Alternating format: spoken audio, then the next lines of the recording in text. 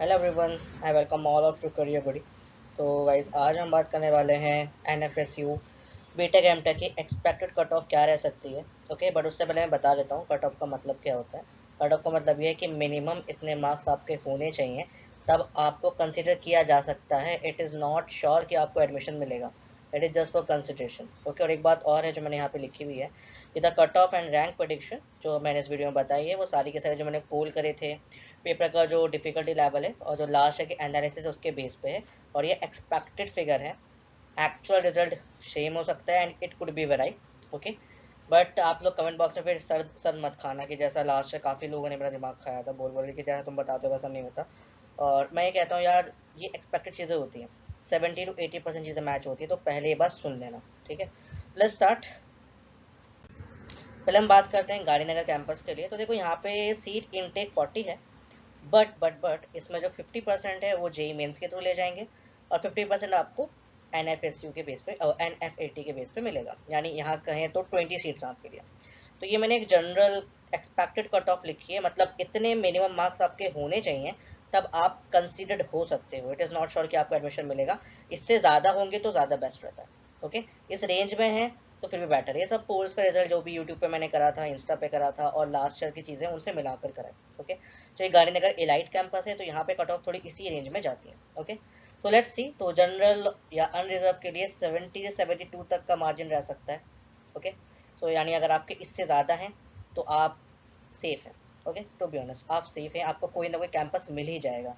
Okay, अगर आप OBC हैं तो 65 67 के बीच में जा सकता है, बट मैं कहूँगा थोड़ा 5-6 नंबर का ही वेरिएशन होता है। ईडब्ल्यूएस की बात करें तो 60 to 65 के बीच में जा सकता है।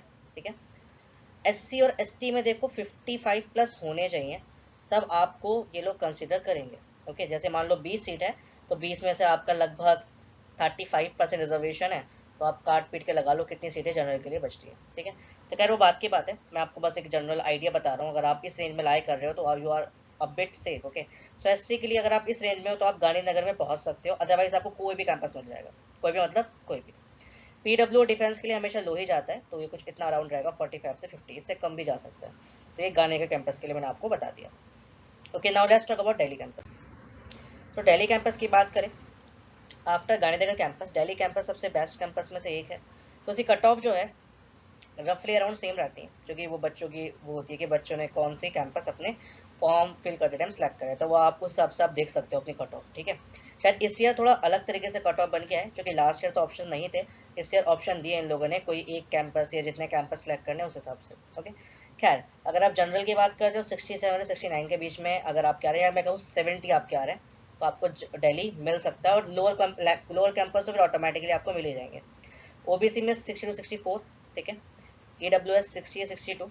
SC ST का वही मैं कहूँगा 50 प्लस है तो आप सेफ हैं हर जगह, और 55 प्लस है तो आप गांधीनगर जा रहे हो। ओके, अच्छा यहाँ पे 50 सीट्स लिखी हैं, 25 NFAT के थ्रू है, और 25 आपकी जे मेंस के थ्रू है, तो आप 25 सीट के लिए कंपटीशन कर रहे हो इस बेस पे। ओके, जिन लोगों ने बोथ फिल करा एग्जाम में NFAT और जे मेंस, तो दोनों उन लोगों का दोनों हिसाब से काउंसलिंग हो सकता है। ठीक है, और PWD 43-47 के अराउंड रह सकता है। ओके, नेक्स्ट बात करते हैं त्रिपुरा कैंपस। त्रिपुरा एक लोअर कैंपस की कैटेगरी में आता है, but it's also good campus. Okay, so यहाँ पे 60 और 65 के बीच में रहता है, नहीं 60 प्लस है तो आप यहाँ पहुँच सकते हैं, बट मैं कहूँगा 65 प्लस मान के चलना, क्योंकि वही आपके लिए बेटर है। ओबीसी 57 से 60 के बीच में रहेगा, EWS 55 से 58 के बीच में, SC आपका 48 से 50 के बीच में रहेगा, एंड ST आपका 43 से 45 पे रहेगा। मतलब वही 40 का मार्जिन में अभी भी रख के चल रहा हूँ, क्योंकि इतना होना ही चाहिए। कभी कभी स्पॉट राउंड वगैरह भी होते हैं, वैसे शायद 30 प्लस पे मिल जाती है, बट मैं नहीं कहूँगा इतना डाउन जाने को आपसे। ठीक है, एंड PWD वही 40 की रेंज रहेगी। यहाँ पे देखो 40 सीट से 20 NFAT के थ्रू और 20 मेंस के थ्रू जाएंगे, तो आप अपने हिसाब से कैलकुलेट कर सकते हो। लास्ट में आपको सेफेस्ट स्कोर भी बता दूंगा। वैसे मैं कहता भी आ रहा था कि अगर आपका 70 प्लस जा रहा है, यानी सिर्फ 75 प्लस 70 प्लस जा रहा है, तो आपको कहीं भी एडमिशन मिल सकता है। ओके, क्लियर है। क्योंकि पेपर काफ़ी शॉर्ट था ना, इसलिए मैं ये अज्यूम करता हूँ, शॉर्ट का मतलब काफ़ी कम टाइम था, तो मैं ये अज्यूम करता हूँ कि 100 तो कोई नहीं लाएगा, सब 70% या 75% या 80% मैक्सिमम करेक्ट कर सकते हैं चीज़ों को। नेक्स्ट, धनबाद कैंपस की बात करते हैं। सीट इनटेक 60 है, मतलब 30 जेई मीन्स एंड 30 एनएफईटी। तो यहाँ पे देखो थोड़ा सा ये अंडर कंस्ट्रक्शन है अभी कैंपस, जितना मुझे लोगों ने लिंक्डइन वगैरह पे या रेडिट वगैरह पे जितने लोगों से बात हुई, मुझे उन लोगों ने बताया, तो it is basically under constructed campus. Okay, तो यहाँ पे बात करें 63-66 के बीच में जा सकते हैं।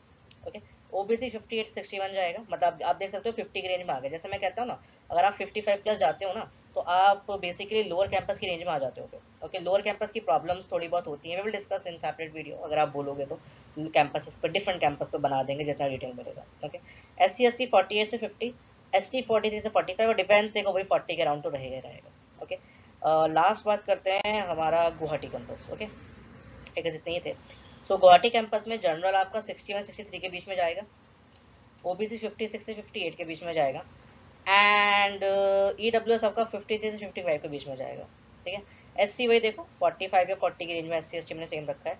डिफेंस देखो यहाँ डाउन हो गया। गुवाहाटी कैंपस भी अच्छा कैंपस है। Okay, but usually it's also under construction ऐसा लोग बोलते हैं, बट मैं कभी गया नहीं तो मे बी ये अंडर कंस्ट्रक्शन ना हो। बट थोड़ा सा मतलब इसका प्लेसमेंट का इशू है, जो लोअर कैंपस है उनका थोड़ा प्लेसमेंट का इशू है जितना लोग बताते हैं मुझे।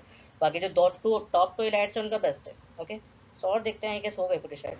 हाँ, सारी हो गई। ओके, तो इतना ही बोलूँगा यार, थोड़ा टाइम लग गया वीडियो बनाने में। तो ये एक्सपेक्टेड है, अगर आप लोग, मैं कह देता हूँ, अगर आप लोग 70 प्लस जा रहे हो तो आप वही टॉप टू कैंपस में आ सकते हो, या फिर मैं कहूँ 70 प्लस है आपका कि आपको कुछ भी मिल जाएगा। और बाकी अगर आप बात करते हो फॉर लोअर कैंपस, तो मैं कहूँगा आपको एटलीस्ट 60 पे होना चाहिए।